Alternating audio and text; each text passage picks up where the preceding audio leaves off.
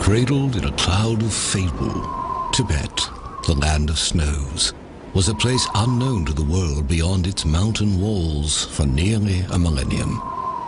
Exotic tales abounded of this unearthly people on the vast plateau embraced by the Himalayan mountains. But it was not a land to be entered abruptly by outsiders. Inaccessible and remote, Tibet remained a mysterious figment in Western imagination. When the first expeditions of Westerners entered the Forbidden Land in the late 19th century, they brought back the first images the outside world had ever seen. They were images that provoked the fantastic tales even more. It seemed Westerners wanted to believe in the mythical Shangri-La, a temperate Asian land sheltered from the outside, governed by a philosophy of compassion and nonviolence, free from hardship or strife. If similar in philosophy, the physical reality of Tibet was far more complex. Life on Earth's highest plateau was one of harsh contrast, a place where natural riches were matched by unimaginable rigors. Its first inhabitants were nomads who slowly adapted to high-altitude extremities. Even for these rugged people, at 15,000 feet, their eyes could literally dry up from the brittle intensity of the sun. A sudden hailstorm could destroy a season's work or scatter herds in seconds. Their early history was marked by fierce wars among tribes and outsiders. Life expectancy was brief. They were a people with an acute sense of life's impermanence and suffering. It is not hard to understand why the Tibetans, whose outward conditions were so severe and changeable, came to look inward for a sense of permanence and peace. The king who had finally united them as a people wished to unite them in faith as well. He invited a charismatic leader from India, Padmasambhava, to bring Buddhism to his land. Tibetans had believed in a host of deities, both benevolent and wrathful. Overcoming sabotage from the leaders of this religion, known as Bon, was the challenge. Padmasambhava succeeded by blending these beliefs with the teachings of the Dharma, or Buddhist scriptures. Instead of casting the deities out, he creatively recast them as guardians and symbols of the Buddha's teaching. The result was a unique Himalayan hybrid of Buddhism. The lavish rituals and imagery of their former faith remained on the exterior, but the teachings of Buddhism slowly claimed the minds of the Tibetans.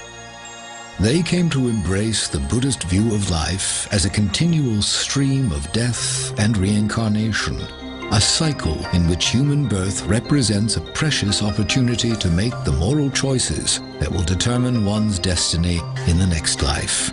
Reincarnation in a lower realm of existence, into another human life, or ultimately into nirvana, a state of freedom from the suffering of physical existence. The beliefs profoundly changed the Tibetans' sense of morality. The social system and aristocracy of their past remained, but the new beliefs infused that system with a new benevolence. Nonviolence and compassion toward one another and outsiders was the new standard. And the degree to which Tibetans integrated these beliefs into their everyday lives grew to be the signature of their culture. Accumulating merit and purging past negative actions to ensure a good rebirth became part of daily ritual. Pilgrimages to sacred places came to include thousands of prostrations, a symbolic laying down of individual ego. Prayers were inscribed on flags and strung in long lines to flutter over homes and temples, their message of hope for the liberation of all earthly beings to be carried on the wind across the world. Reciting prayers was accompanied by the constant spinning of prayer wheels, a symbol of goodwill and loving kindness spinning outward toward all beings. Life, literally, revolved around their beliefs.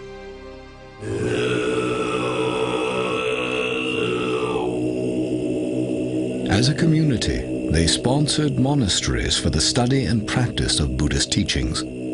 These vast structures were homes for tens of thousands of monks and nuns, publishing centers for all Tibetan society, and libraries for ancient texts. Unlike the more ascetic forms of Buddhism, the Tibetan version embraced the arts and sciences as tools toward understanding the infinite. Drama, music, art, astronomy, philosophy, and medicine were all taught at the monasteries. At the height of Tibetan civilization, the monasteries numbered over 6,000, with 1 in every 6 Tibetans becoming part of monastic life. Study began in the earliest years. Earning the equivalent of a doctoral degree could demand 20 years or more. The monks became the keepers of knowledge for all Tibetan society, and the thread linking all generations was a tradition of discipleship. One elder teacher or lama passing the teachings on to monks who, in turn, themselves became lamas.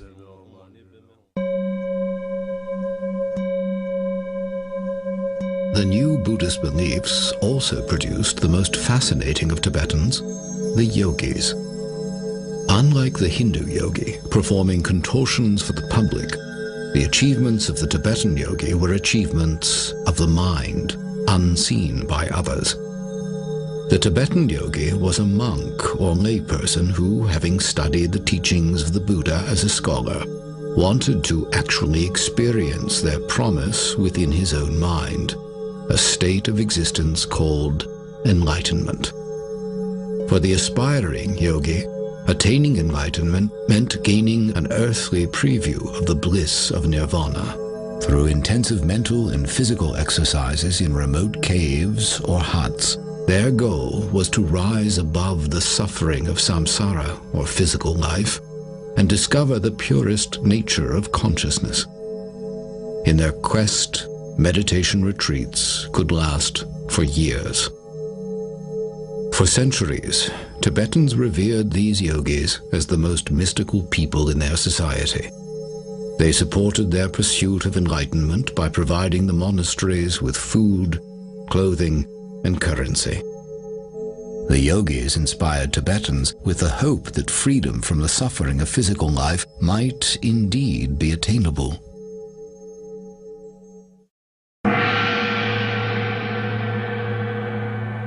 Over the course of centuries, spiritual and state leadership converged.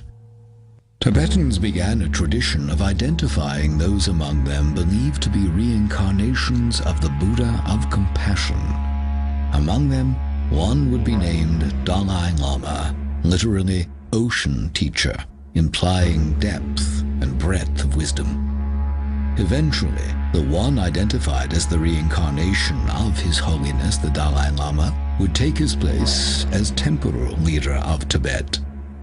The symbolic seat of this mystical government became the Potala, a majestic monastery looming over the legendary capital city of Lhasa. Well into the 20th century, Tibetans remained virtually untouched by the modern world. The threatening thunder of a human storm grew louder in Tibet as the 20th century progressed. The communist revolution swept China, and with it came a surge of interest in controlling the land of Tibet.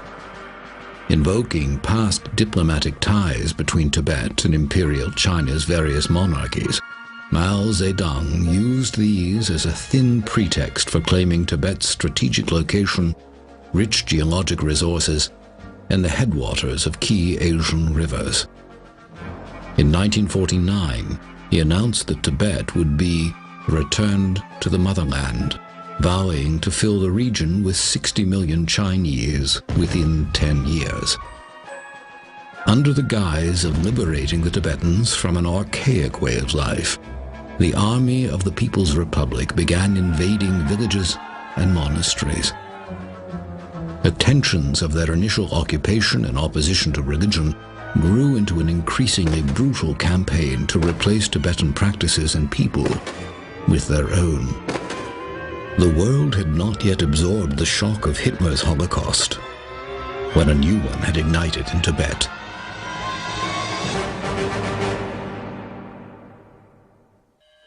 The degree of the destruction is difficult to comprehend or communicate. As the invasion swept across their country, Tibetans who proclaimed allegiance to the Dalai Lama were imprisoned, tortured, or killed, often in exceedingly gruesome ways. Over 1 million Tibetans lost their lives, a fifth of the population. All but a few of the 6,000 monasteries were destroyed, bonfires made of their libraries, mockery made of their artwork and icons. The Dalai Lama, through all this, was Tenzin Gyatso, identified as a boy on a Tibetan farm. Remarkably, he was able to complete his rigorous studies despite the invasion, and Tibetans placed him in charge as a young teen, hoping he could reclaim their country. After his many attempts to negotiate with the Chinese, Tibetans feared their beloved leader would soon be kidnapped and killed. In a dramatic escape, the Dalai Lama was taken out of Tibet under disguise across the mountains to India, where he was given refuge and established a government in exile in Dharamsala.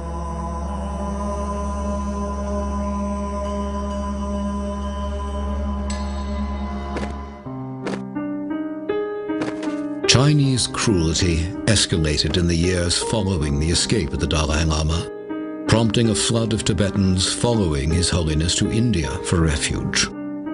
Among them were a number of their revered yogis. After decades, the memory of that dark passage remains vivid. After His Holiness the Dalai Lama departed for India, then the class struggle and purge started, and all those who had name, fame, or prosperity were purged. They were beaten up, their hair plucked, their ears chopped off. And I thought to myself, when we talk in terms of hell, this must be the real hell. Then those who did not have either name, fame, or prosperity, they were rationed a certain amount of land. Then a couple of years down the road, the Chinese would turn around and say, "Where did you get all these? You must be part of the class system." There was a lot of pain and suffering.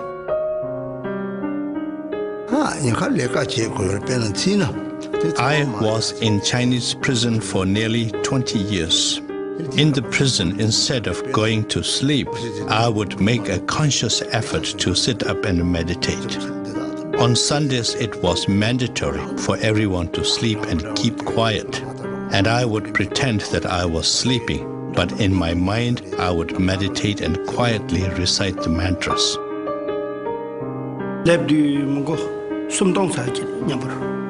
When I left my homeland, there were about 3,000 in my group. When we reached India, there were only about 500 left. Many were killed on the way by the Chinese. Many died because of hardship in the journey, and many went back to Tibet. Many days we had to go without food, and also many people got hurt. If it had been under normal circumstances, the same trip would have taken 3 months. But because it was an escape during a war, it took 2 years. We had to defend ourselves against the Chinese 9 times on the way. The 4th time, my father was caught by the Chinese.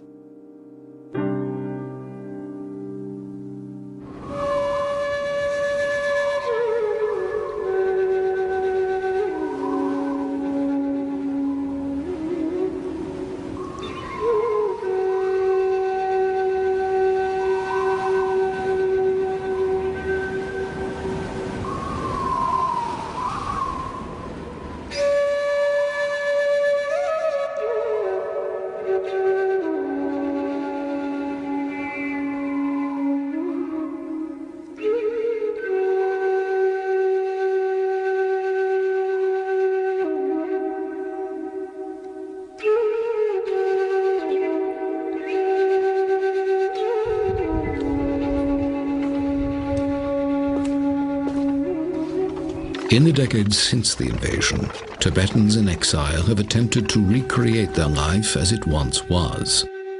In the Indian Himalayas, there remain places sacred to Tibetans from long ago in their history that have taken on a new preciousness since the destruction of their homeland.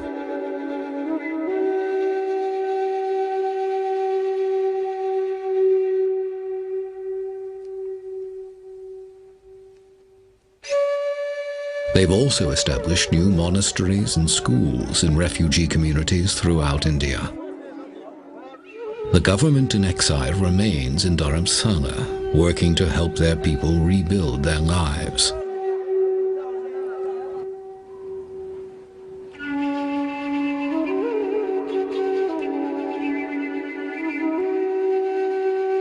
At the center of their hopes remains His Holiness the 14th Dalai Lama. In the decades that have passed since fleeing the Chinese, he has accomplished what his predecessors would never have imagined.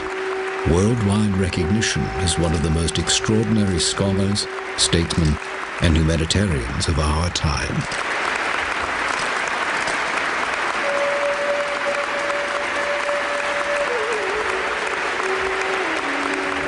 Our nation, Tibetan people, passing through very, very difficult situation, very difficult period.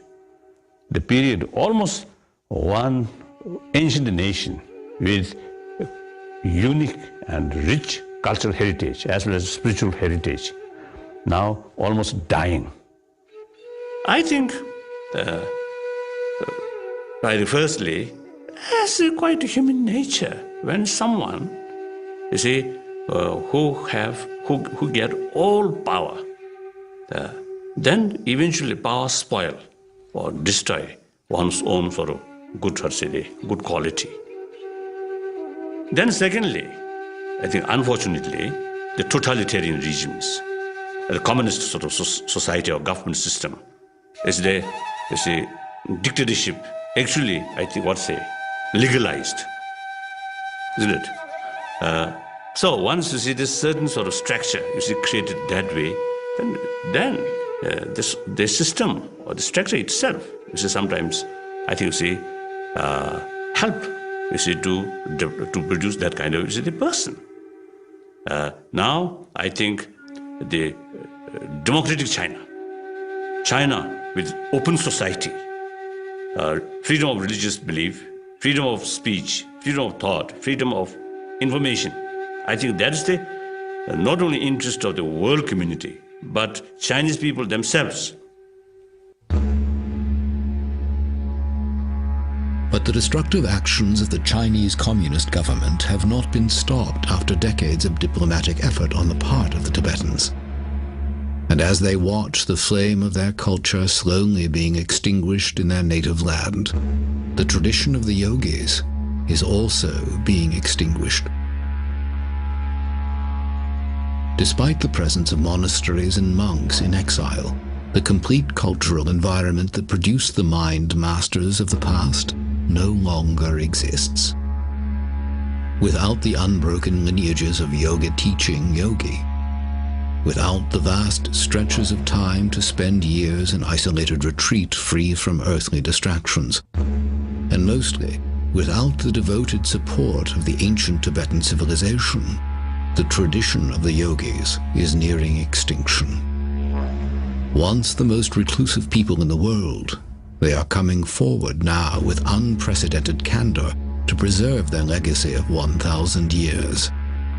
Living out their lives amongst us are the last of the master yogis of Tibet.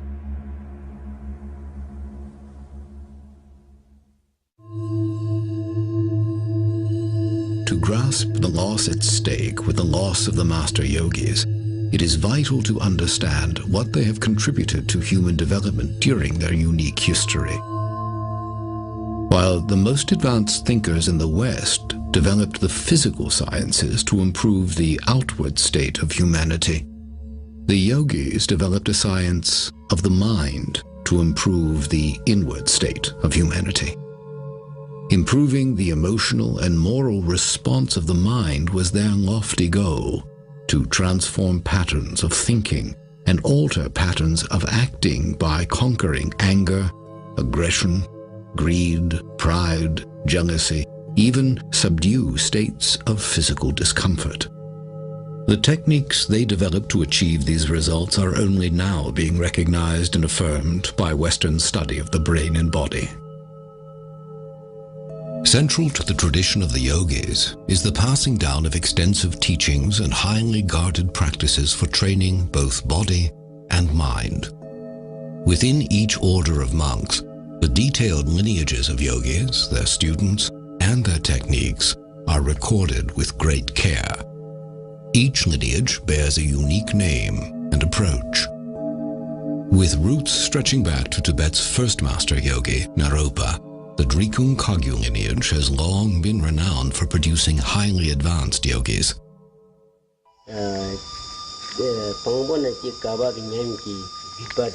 The Drikung Kagyu lineage has been running continuously without any kind of breakage in between or any kind of adulteration. That is starting from the founder of the lineage right down to this present day. When we look back in retrospect, there were so many highly regarded, highly realized yogis. The blessings are passed from one master to the other, right down to this present day. That is our specialty. I think practitioner, how to say, you benefit your mind. The academic is just knowledge. Maybe you become a teacher, you can teach in the terms, and this is one thing. But the practitioner, you have received you some blessings, and if you don't have this blessing in this lineage, then you cannot have certain power to help benefit other people. And also, someone who not go to the academic school, but his practice, he certainly opened his wisdom. And he also know other people, how they need to benefit. He will know. What is it then that defines a yogi? How do they differ from the ordinary monk? Outwardly, few clues are to be found. The most lucid answers to the question come from those who have walked the path themselves.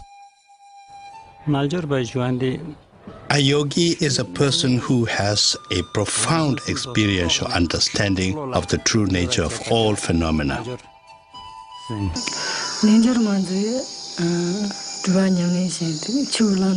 yogini is the practitioner who does extensive retreats and one who has gained experiential understanding of the teachings. So it would have to be someone who has not only received ordination, but someone who has done extensive retreats. A yogi means one who enters into the Dharma or Buddhist teachings, and after that one who does the practice, which is about the mind, training the mind to be always at ease, always at peace. That is the definition of a yogi. Dharma lives within the yogi. Yogi follow the Dharma. If you really live on the Dharma, nothing can harm you. Even though they can be taken this life, but they cannot take next life. What a yogi or yogini strives to do is to put an end to the suffering that exists in cyclic existence. In order to do that, a yogi or yogini has to train his or her mind. Simply stated, a yogi or yogini will strive to counter all the negative emotions and try to generate positive energy. Experienced, qualified retreat person, even he remain in a street, lot of noises, a lot of people, a lot of cars there, but his mind can remain fully concentrate. If someone who have not that qualified, like I think myself, even remain in a remote area, try to meditate, my mind go everywhere. Keeping the mind from going everywhere is precisely the challenge in meditation. And for centuries, aspiring yogis have retreated to remote places to avoid distraction while training their minds. Imagining life removed from society for years at a time can be difficult for Westerners accustomed to a world of virtually non-stop interaction. The question of where is another challenge. For Tibetans in exile, such places still exist in the Indian Himalayas beyond the reach of the Chinese. One of the 24 sacred places in Tibetan Buddhism is Lapchi, a meditation place, a Milarepa, one of Tibet's first yogis revered for abandoning a criminal lifestyle and attaining enlightenment within a single lifetime. A monk hiked for 6 days with a heavy camera into the mountains to bring back a glimpse of this primitive retreat. Even now, the images he recorded were permitted with reluctance.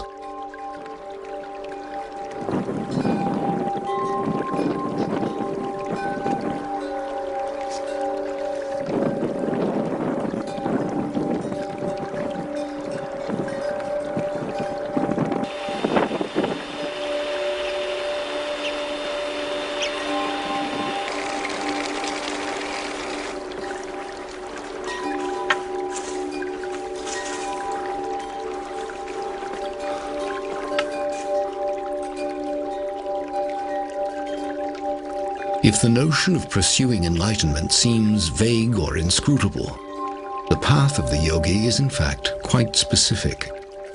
The techniques and practices developed over a millennium are revealed to them in a rigorous order and only by an accomplished practitioner. Their beginning premise is that the untrained mind is like a raging elephant out of control. The yogi's initial task is to slowly put reins on the leaping, erratic thoughts of the mind by using specific tools, the repetition of core beliefs in mantras, and exercises to empty the mind of conceptual thought. 2 yogis in retreat in Lapchi agreed to an interview, an unheard-of opportunity.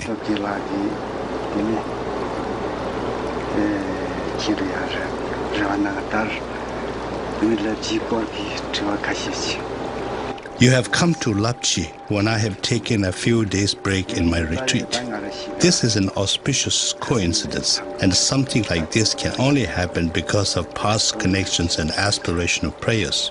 Milarepa went on a very long retreat in Lapchi and reached enlightenment through the practice of Tummo. He left several footprints on the rocks of Lapchi, which attract many pilgrims.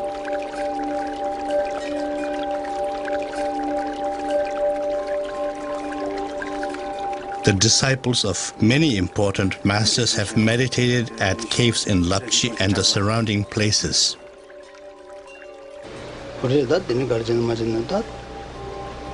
I am here on a retreat with permission from His Holiness Chetsang Rinpoche. After many years' retreat, I came to the conclusion that a human being's physical constitution in particular was a big impediment for serious practitioners. I came to realize that the only way to remove these impediments was to attain mastery over the 5 elements, so that my practice did not have to be dependent upon sustenance and health. I read Milarepa's life history. It completely ravished away my mind. I strongly aspired to master the 6 yogas of Naropa, as well as the secret prana, nadi, and bindu, the 3 main components that are important in the practice of yoga. At any cost, I was determined to train myself to be able to master Tummo or Chandali. To do this, I found that Dharamsala was not conducive to the attainment of my aspirations.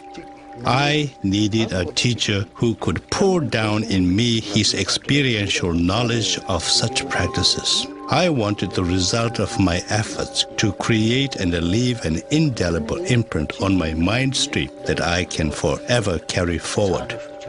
The most difficult thing to do is remain in single-pointed concentration. Bodily efforts, like doing hundreds of thousands of prostrations And the efforts of speech, like recitation of mantras, are no problem. Controlling the mind is.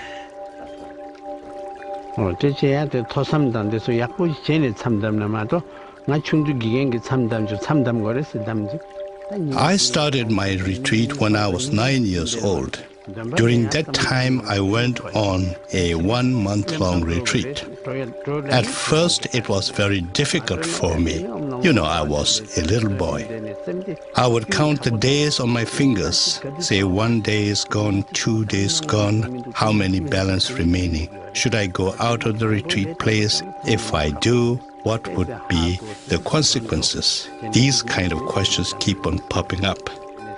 And then, although verbally you are reciting the mantra, but your mind is really busy on trying to get out of the retreat place. But when you become more seasoned and more mature in your meditation and learning, things will change. What I would like about the retreat is when you go to retreat and many weeks or many months being alone is very different. It will all subside our desire, anger, attachment. At the age of 17, I entered monastery. Now from that day onwards to this day, I worked for the monastery for 2 years. Aside from that, I have devoted all my times ever since the age of 17 on retreats and meditation. There's no such thing as sleep when we are in retreat. And there is a particular box made, and we sit cross-legged in there. And we sit in that position whether it is day or night. We can break up our practice into 4 slots of time. And during that time, we may rest, but we will not get out of the box. We will continue sitting in that position all the time.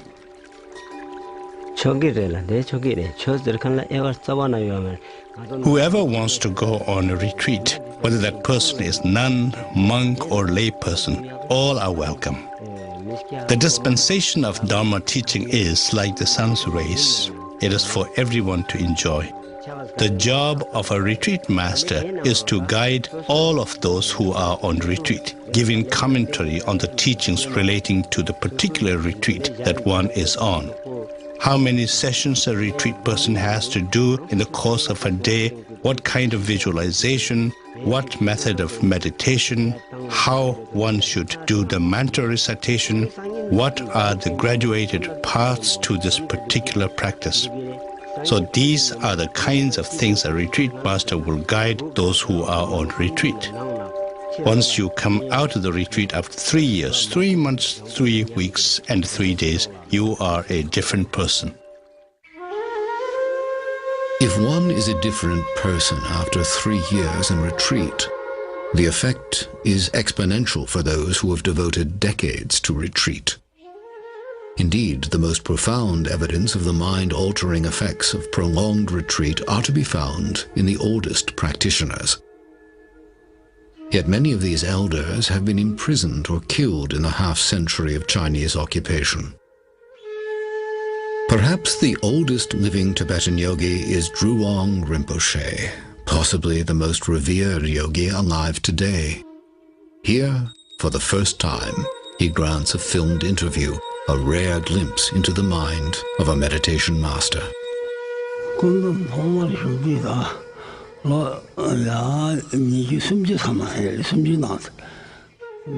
Now, I have meditated for a very long time.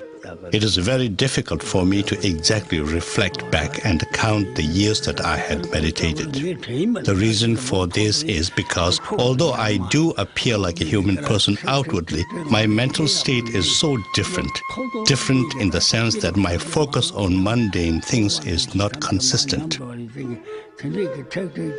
When one meditates, From the very day when one decides to go on solitary retreat, one has made a conscious decision to endure all kinds of losses: good clothing, good food, name, fame, and prestige. All these things one must be ready to forego and give up.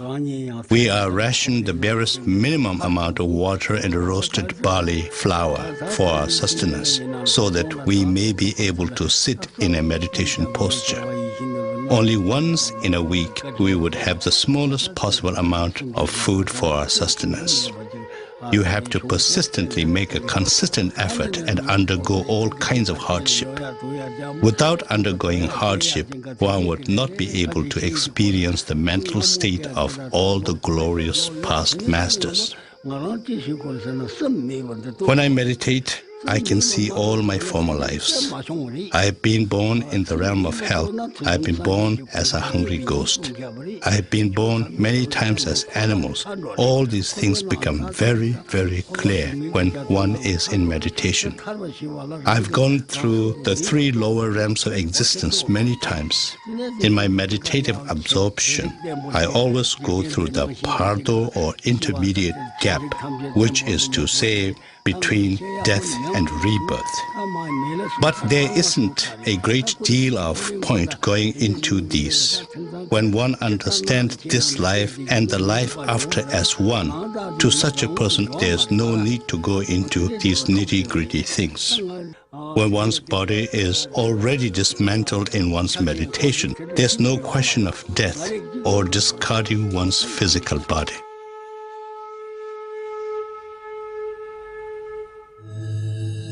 The disciplined mind, then, becomes a powerful tool in its own right, enabling the practitioner to become aware of the subtle energies of the body, then master them through the breathing and physical postures known as yogas.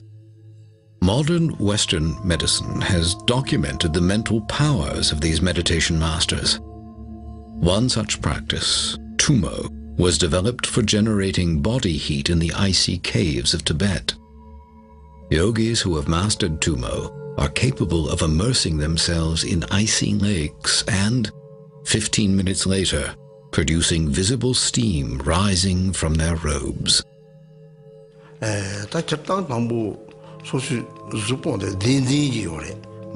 Tumo is a teaching that is strict and not one that is freely dispensed to whoever wishes to receive it. However, our environment and the time are very different now. So, backed by loving kindness and compassion, I am now showing it. And to me, it's not a violation of our yogic vows. Tumo is a practice that will bring about bliss and happiness, psychological as well as physical. The visualization is a lot simpler. When you visualize yourself as a fully blown up balloon that is hollow, then you visualize a little object inside you, glowing and generating heat. It is a very useful tool to help oneself and heal oneself. Other yogas were designed to benefit bodily health and to improve the length and quality of one's precious lifetime. While many basic yogas have been taught in the West for years, many of the more difficult and exotic yogas have been kept secret to preserve their purity. One such practice, Trulkor, was developed for opening the wind channels of the body, the pathways of energy associated with breathing. Through the practice of Trulkor, the yogi is able to improve breathing functions, help the body release toxins, and clear the mind. The filming of this demanding practice was permitted with great reluctance. In order to learn this thoroughly, it takes at least 2 years. But then you cannot leave it at that. You must do the practice all the time. Unless I'm traveling, I do the exercise 2 hours every day. And now I have one request. This is a very secret practice, so I must ask you to advise the viewer to not try to imitate me. If they do, there is a danger for their health and well-being. Because this is so secret, we must learn it from a particular teacher who can give the teaching from the beginning to the end thoroughly.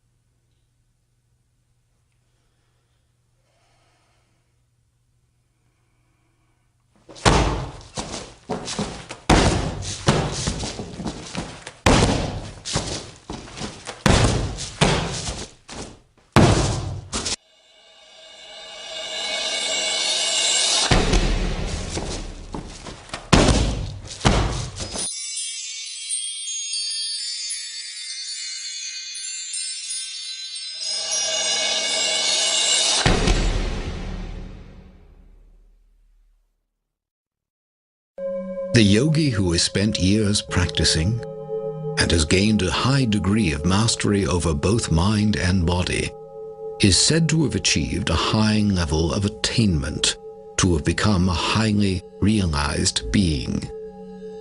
Their powers are sometimes said to extend into the realm of the paranormal. Such supernatural stories have swirled around the Tibetan yogis throughout their history, thickening the cloud of mystery surrounding them. Tales of telepathic communication and mind-controlling matter are reported among advanced practitioners to this day.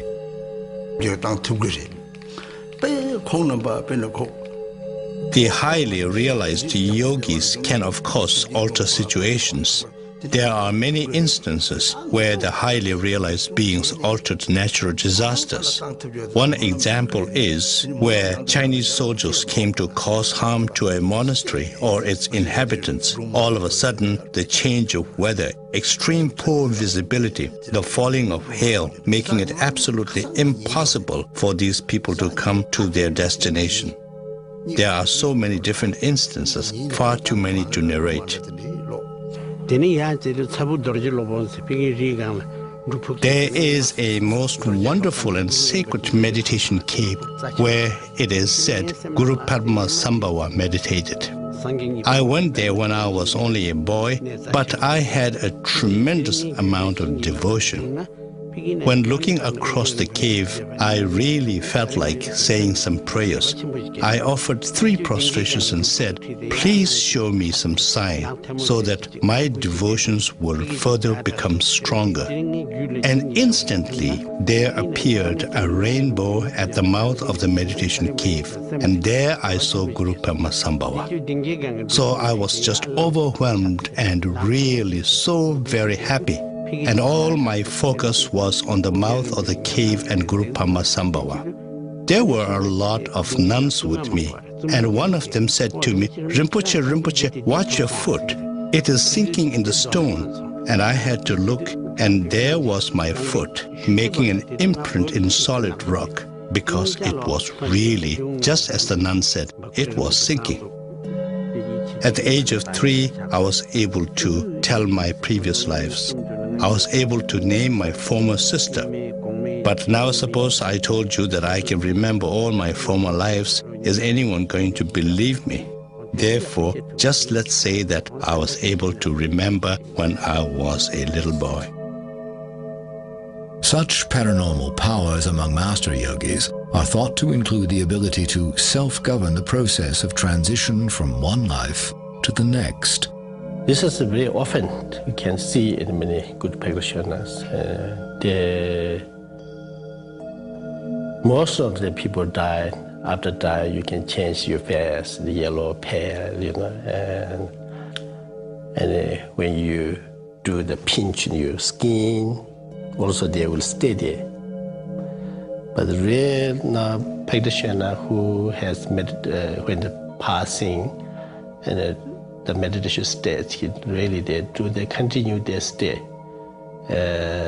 Then you pinch in here, this also like now, and they immediately going like this. And also they have a little bit heat and warm and heart center. Also the face is like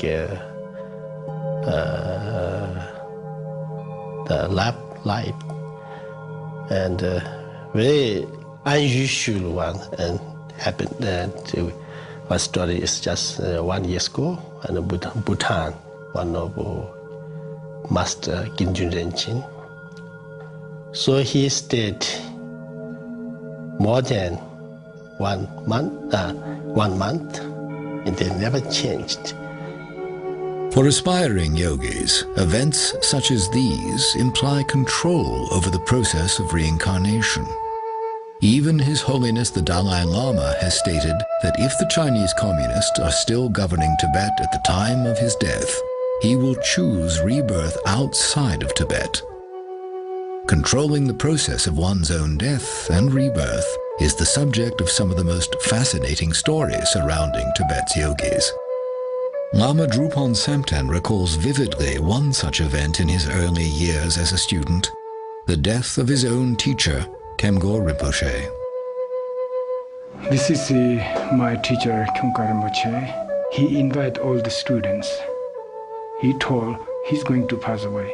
no illness, nothing sign of death, nothing. He just normally get up, do his prayer, and he told his attendant to make a good tea, and then he make a tea over and over and until he's satisfied.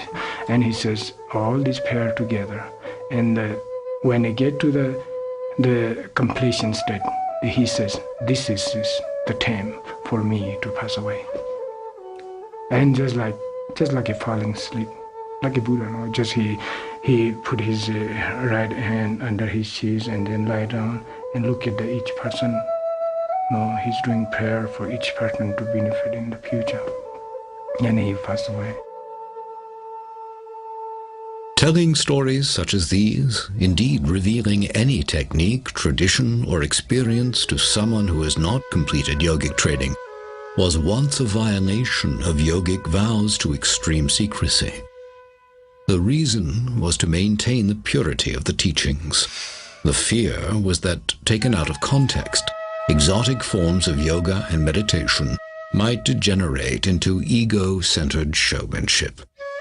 And in the eyes of the elders, the opening up that is taking place now is seen as a significant risk. When His Eminence Drulong Rinpoche was asked about the cutting of his hair, a practice known to signify that a yogi is preparing to die, he displayed the stubborn elusiveness of a yogi under strict vow. There are many reasons why a person in retreat would grow hair. Let me think about it. Yeah, there are many reasons why one would grow one's hair long. Let's just forget about it, shall we? A good number of things happen to me. It will just boil down to misleading people. Forget it. You know, I just cut it because I am old, and the hair was really hefty and weighing me down. That's why I chopped it off. I have pledged not to mislead people. Now, if I told you a whole lot of tall tales, that will amount to misleading the audience. I have absolutely nothing whatsoever, and I have nothing to tell you. This is the first time I have been asked to tell about these things. We are not supposed to reveal the ins and outs of what goes on inside a meditation cave. If we do, then there will be consequences. The past masters, including Tilopa, have categorically said there was never an instance where he revealed the secrets of meditation. We who follow in their footsteps must do the same. Although it is known that Drulong Rinpoche did cut his hair in preparation for death, His Holiness the Dalai Lama asked him to live a little longer to help pass on and preserve Tibetan teachings. It is said that His Eminence agreed to do so, and has decided to live until the age of 100 to help his people.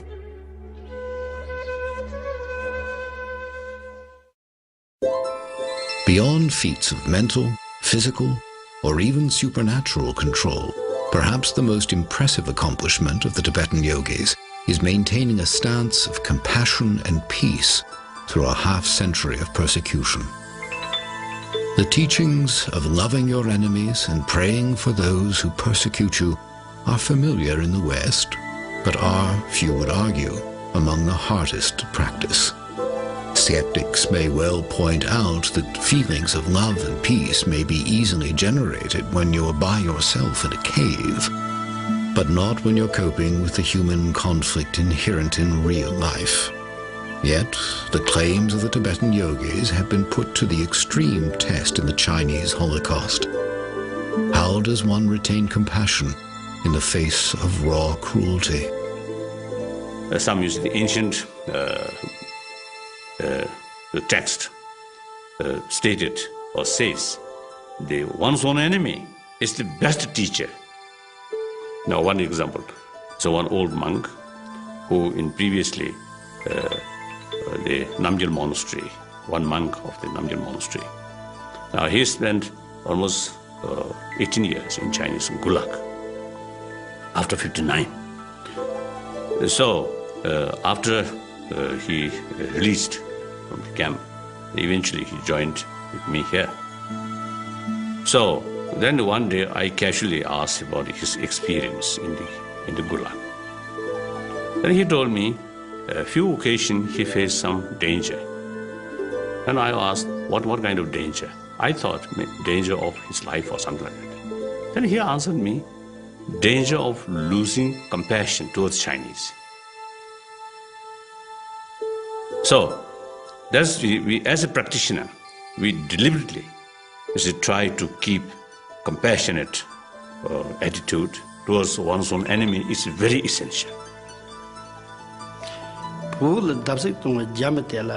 I don't blame the people of China.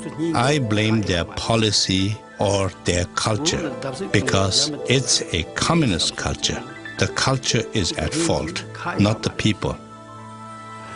In the ways of what we call samsaric beings, in the ways of the ordinary people, lay people, if I followed that, yes, obviously, yes, there would be sadness in my heart. And there were a lot of sufferings that were brought about to a lot of people and to myself.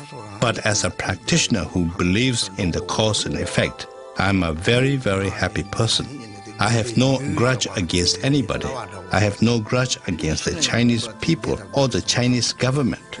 Whatever befell on an individual, it was because of his past karma. Unhappiness does not crop up out of nowhere. It is a result of one's commission of negative karma in former lives. For example, when you cheated others, when you tried to defeat others, when you try to gain at the cost of others, these result in what we call the ripening of karma that brings about pain and suffering. So when you do negative deeds, the result is a state of mind that is often referred to as hell. When you have done positive deeds, it brings about happiness. I was born after the Chinese operation in Tibet. I am upset with them, and I am sad because the Chinese have been very ruthless to Tibetan people and my family. You name it, they have done it. At the same time, they have destroyed so many monasteries in Tibet.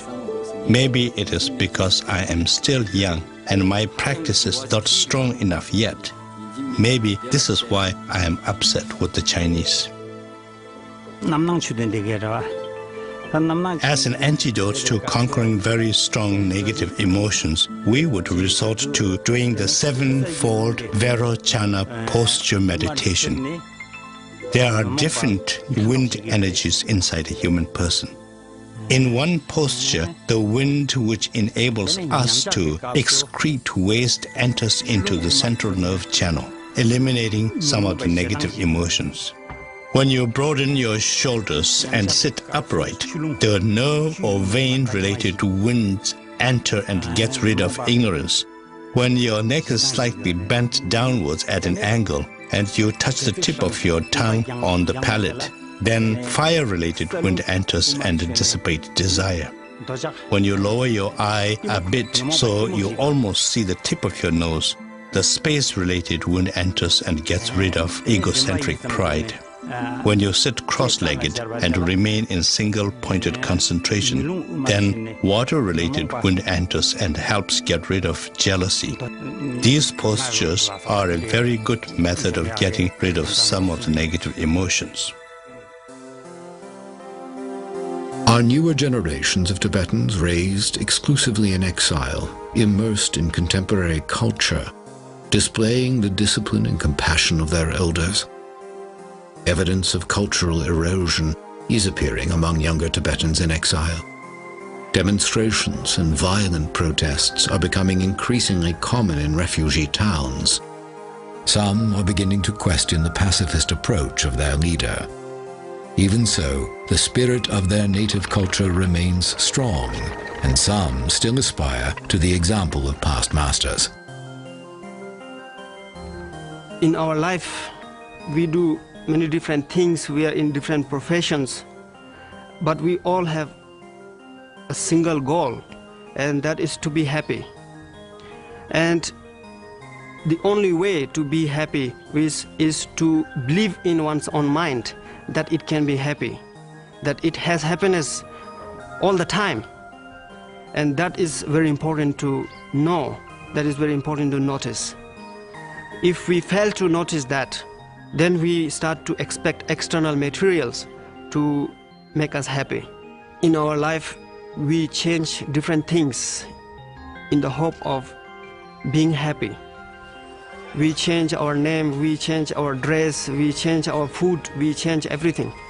But we realize every time that this change has never brought the true happiness. So the only way to stop all this game is realizing the nature of mind, which is a Buddha and which is content and fulfilled and satisfied from the beginning. So although I still have desire, I still lack all the material things, deep down in my heart I often feel that this is not the real way of happiness.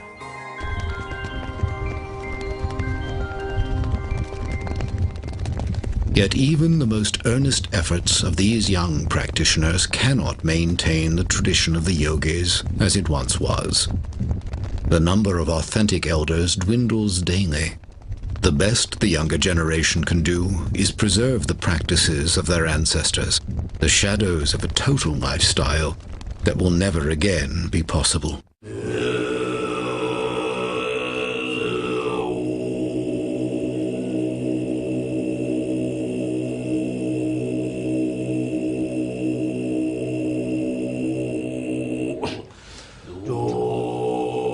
This observation by His Holiness the 14th Dalai Lama points to the irony of the Chinese Holocaust. Intent on destroying Tibetan culture, the Chinese have in fact successfully driven it out into the world.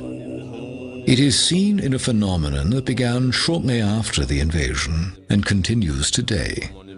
Once the most reclusive people in the world, the master yogis of Tibet have begun to migrate westward. As hope of reclaiming their native land fades, they are relocating to establish temples and teaching centers. Now the Buddhism is developed in West, so we have centers from South America, from Chile to North America to Canada, and we also have Baltic countries, in Central Asia, we have maybe 40 centers more than.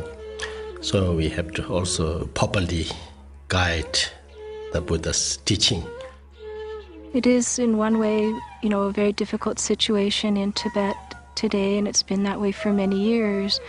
But from that, we have so many wonderful teachers and examples that have come to the United States, Europe, and different countries to make Buddhism available to us.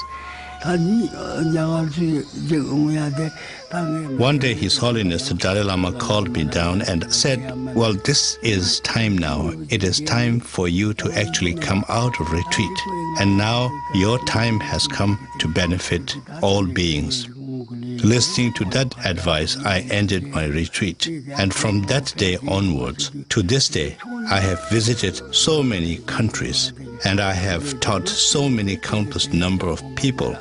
And it was absolutely as His Holiness said. I benefited so many people, and I keep on going strong. Now, since I came to the United States, it has gone 5 years. The job of all Dharma practitioners is to help other beings. In countries like India and Nepal, there are many lamas, and teachings are readily available to the population. And this case does not apply in the United States and other Western countries. The main point of the teachings is the generation of loving kindness and compassion. And I hope to help people in the United States and teach them loving kindness and compassion. Arizona has become home to one such center, a growing facility where Tibetan yogi Garchen Rinpoche guides the teachings. Now, where the adobe dwellings of Native Americans once stood, clusters of retreat huts temples, and teaching rooms hug the rugged terrain of the Chino Valley. In them gather people from all walks of Western life, from many faith traditions, there to learn what wisdom this ancient people might have for a weary modern society. Well, I think the general society now has so many influences which are rather superficial in nature. And even though we theoretically have a lot of extra time, more and more I think people are finding that the different distractions and things that they do are not particularly meaningful to them. And so they're searching for something else to give their life meaning. Here we saw all the technology, we see all the rich people, we have all the money, we can, whatever you want, the food, Chinese, all these different, you can get. But then people find out that having material, having technology is really not answer your inner question and not fulfill ultimate goal. And therefore they have this kind of spirituality, or say human society, there's love and compassion is the only way to bring peace and happiness. Garshan Rinpoche teaches patience a lot. Like, your worst enemies are your greatest teachers because they teach you patience. They teach you definite patience. And during school and when I'm at home, like, I have a 2-year-old little next door neighbor and he just gets on my nerves all the time, and so it's like, it gives me a lot of patience to practice. If I have a bad day, it makes me think about my bad day, reflect on my bad day, and there's a part that you should do every night. Like, you think of 2 things that you did bad in that day and try to fix them the next day, and then you think of 2 things that you did good that day and you try to do them the next day as well.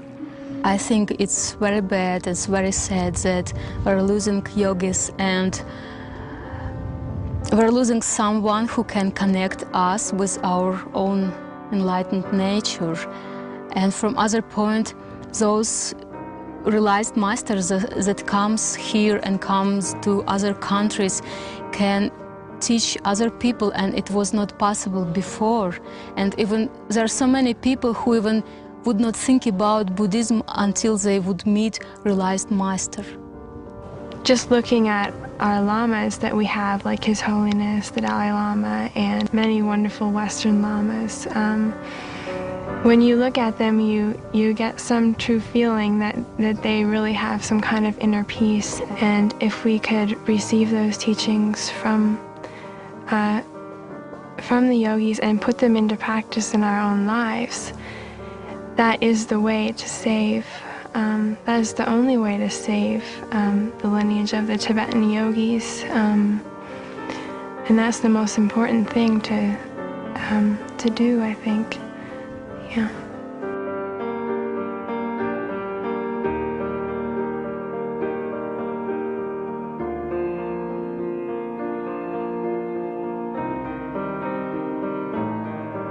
The lamas who have come to the West are still adapting to the pathways and parameters of this new life. And their questions remain. Will the filming and sharing of techniques lead to abuses? Will self-styled lamas and bogus practitioners exploit Western interest in Tibetan Buddhism and mislead people? Is the form of their faith destined to dissolve in the ways of the West? The devotees of the Dharma hold that even if the tradition of the yogis and other outward expressions of Tibetan Buddhism die out completely, the teachings of the Buddha will survive.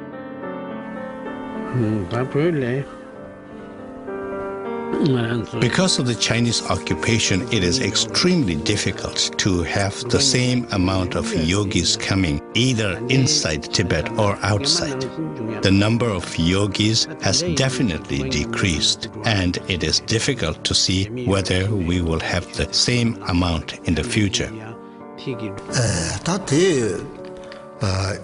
According to the things that have taken place in Tibet, and according to the prevailing circumstances, it would seem that the tradition of the yogis will come to an end. If not come to an end, it will near extinction.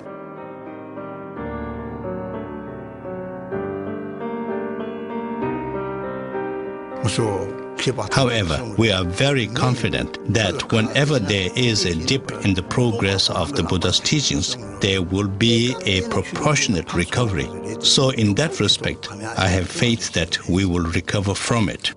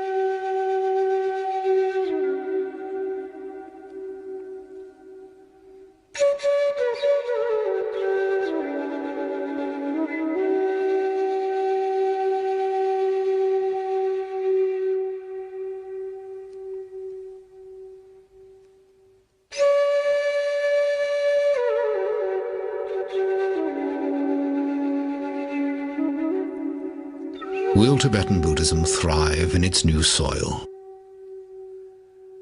Can people who do not experience the daily hardships of the native Tibetans, Westerners who lived enveloped in material comfort, ever fully embrace a philosophy based on escaping earthly suffering? Or has material success left a big enough void of its own to drive the Western mind inward for solace? Even for those who seek to follow the example of the Tibetan elders, the human environment is drastically different. They are striving to train their minds, sustain intensive meditation, and maintain a disciplined compassion for their fellow humans, not in sheltered enclaves, but while living and working in the frenetic grip of a 24-hour society. Can any philosophy of compassion and non-violence be successfully practiced in the crucible of modern life? For now, the answers to these questions remain as mysterious as the minds of the master yogis themselves, living remnants of an ancient and vanishing civilization, human artifacts from the Tibet that once was.